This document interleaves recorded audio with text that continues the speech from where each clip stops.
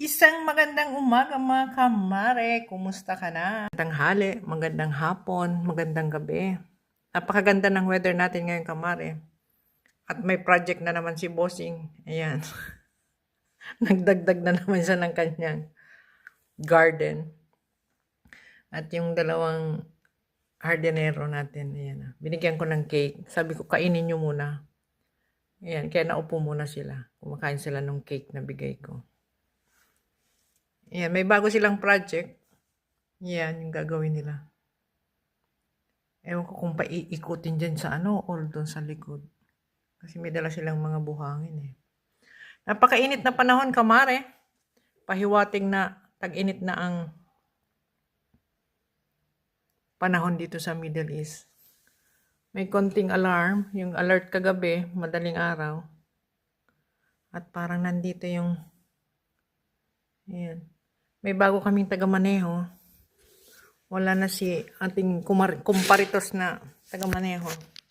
Kaya may bago tayong taga-maneho ngayon. At the same time, alas 12 na ng tanghali, kamare. Nagpe-prepare tayo ngayon ng ating pananghalian. Tayo kabisi, huwag nating kalimutan ang ating sarili. Kumain ng healthy food. Ayan, naglaga ako ng baka. Ayan, baka yan. Nilagyan ko ng mais. And then, nilagyan ko siya ng lemongrass. Ayan. Nilagyan yung paminta. And then, sibuyas. So, sinabay ko na yung mais para malambot siya. Kasabay na siya paglambot ng baka. Ayan. Kahit gaano tayo kabisi, kumain tayo ng healthy.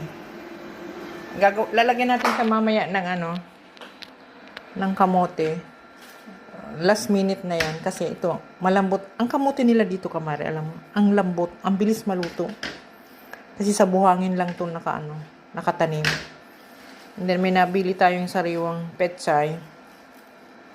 1 dirham to sa pera dito kamare, 1 dirham. So ang 1 dirham sa Philippine money is, pag okay ang dollar, 16. Kasi sabihin na lang natin 15 pesos, 15 pesos to kamare.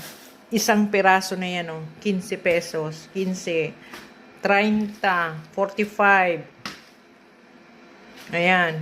Magkano na? 75. 5 piraso. Grabe ang mahal ng pechay dito, kamare. Ayan, habang nag-aantay tayo ng lumambot yung ating baka, ready na natin yung pechay tsaka kamote. Gagawa muna tayo ng salad.